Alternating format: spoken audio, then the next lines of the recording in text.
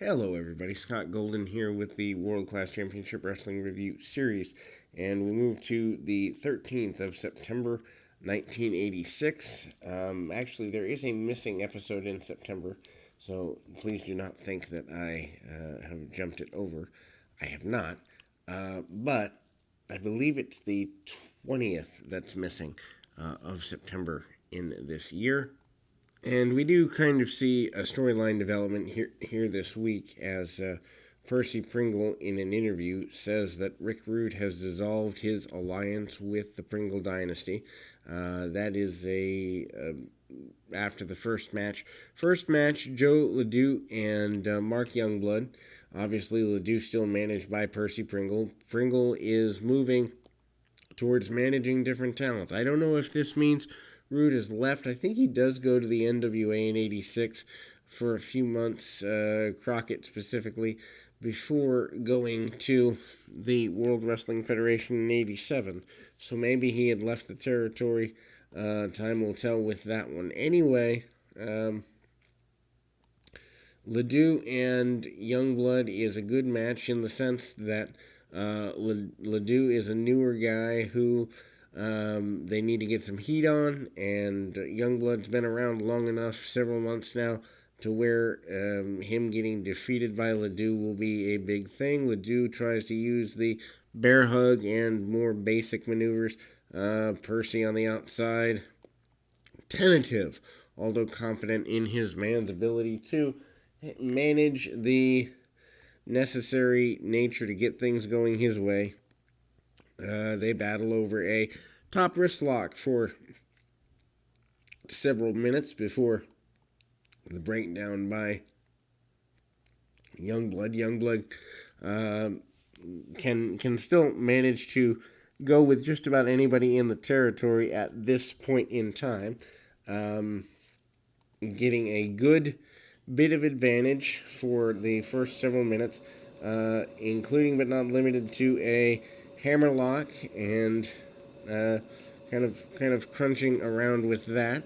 Ledoux takes Youngblood to the outside and then tries to get some short shots in on him there. Youngblood pulls the arm of Ledoux to the outside and manages to send Ledoux to the outside of the ring. They literally get about 8 or 9 minutes out of this, which again, when you're building a television show, there is the need to have longer matches that don't have, let's say, championship ramifications, but can make people want to go to the arenas. This is done here. High cross body, hip toss, and then a head scissors attempted. The botch on the head scissors leads to the victory for Ledoux, and that's where Percy Pringle goes to ringside, endorses his new tag team champions. They don't talk about who they beat, which is odd to me, but endorses the new tag team champions of Sawyer and Bourne, managed by Pringle. And then we go to Gary Hart managing the Dingo Warrior against Brian Adias. Adias still babyface here, although he doesn't remain that way forever. Shoulder tackle does not move the Warrior. Big surprise there. Warrior has not gained a heck of a lot of technical prowess. Matches are kept short for the Warrior, obviously, and hip toss takeover by the Warrior. Hart can get a lot out of just about anybody, and we do kind of move into an attempted slower wrestling match. Adias tries to get the Warrior into, hold switching, which I actually see the Warrior with a hammerlock. I don't know that I've ever seen that before. Gary Hart looks a bit nervous on the outside that his Warrior is not taking care of the adversary immediately. Warrior manages with some clubs to the back and other power moves, including the press slam.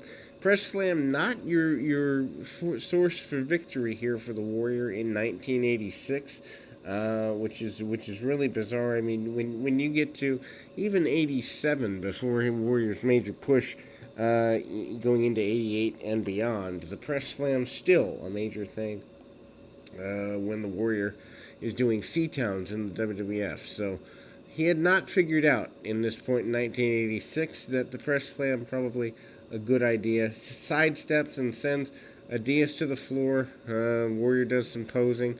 Warrior as a heel intrigues me. I always had wondered what would have happened if Warrior had been a heel doing the bizarre promos that he ended up doing. Could that have done something in a territory once Warrior figured out what his working was like? I don't know. Kind of one of those unfinished business curiosities. But even if he'd come back in, let's say, 95, 96 and done a heel run for a while, would have been interesting to see. I always been one of those intrigues to me as a fan and as a person. Could you have done a heel Warrior run with him just being mentally out there? Uh, what would that have been like? Anyway, slower match than one would expect, and probably longer than it needs to be.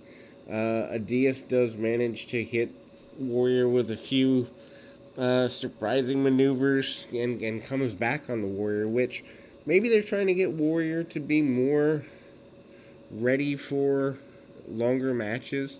You know, at the time, the formula for the Warrior had not been figured out. That you keep his matches under, under 6-8 minutes, whatever that is. Only Rude and Savage, maybe Kurt Hennig, gets longer matches out of the Warrior, even by WWF standards that were any good. Hogan, of course, being the exception, but that was laid out by Pat Patterson.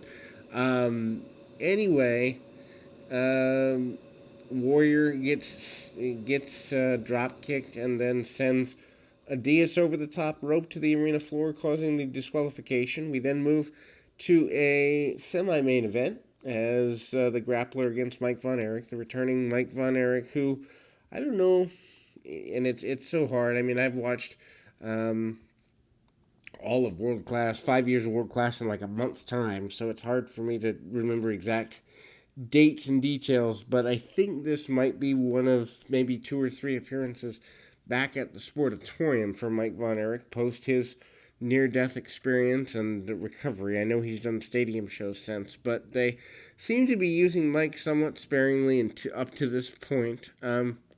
Obviously, Kerry not back yet from his summertime accident. I think he comes back before the end of the year, although I'm up to November, so I'm not sure on that. Meanwhile, Grappler keeps things going in a slower, more methodical pace. Mike hooks the side headlock takeover and works the headlock for a few minutes. Grappler manages to hit a couple of knees to the midsection and then a chop. Big drop kick by Von Erich. Von Erich still way too small. Manages to come back a little bit, but man, just a rough deal.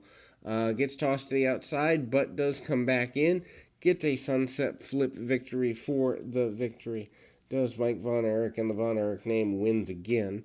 We move to the main event of the program. Buzz Sawyer not holding the tag team championship, so either didn't bring it with him to the ring or had not won the championship when this was taped. Not sure which. Anyway, Bruiser Brody and Buzz Sawyer is the brawl you would expect it to be. And Brody does not go down right away, but I mean, this is, if you want strong and somewhat safe most of the time, brawling, this is it. Very intense first few minutes.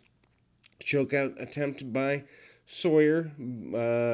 Brody doesn't take a backward step, though. Big body slam on Sawyer, and then tries to slow things down with a chin lock. Can't believe they get, 11 minutes out of this, 10, 11 minutes out of this particular run between these two gentlemen, but needless to say, hard shoulder tackle by Brody. Brody gets almost a minute and a half out of a exchange of holds, side headlock, and the head scissors by Sawyer. Sawyer misses a diving headbutt in the middle of the ring. Percy Pringle is on the outside. seconding his man. And Brody comes up, hits a few back chops, and sends Sawyer down to the canvas. Big boot by Brody. Brody manages to tumble the big man. Sawyer sends him to the outside. Pringle looks to stalk around. They brawl on the outside for a little bit. Brody gets the better end of the brawl after a few minutes. Use of a television cable, among other weaponry on the outside, before both men head back into the ring. And then we kind of see chokes of Sawyer, and Brody comes back to his feet. They've got about 5 minutes left of television time when Sawyer hits a drop kick and then goes back to basic wrestling. It's interesting to me that guys like brawlers that you think Bruiser Brody and Buzz Sawyer, all they do is brawl. They do wrestle, and I think the history books, when you talk about brawlers, the thought is, oh, they never slapped on holds, and we see that later in like an ECW or an IWA Mid-South. Guys very rarely use holds at all, but that's not the 80s version of it, and I'm finding that interesting as I'm watching this. Anyway, backbreaker by Sawyer, and Percy Pringle gets things going, brings a weapon in for Sawyer, and Brody uses the weapon right up under the chin of Sawyer and gets a victory here as we close the September 13th, 1986 edition of World Class. We'll be back with more action right after this.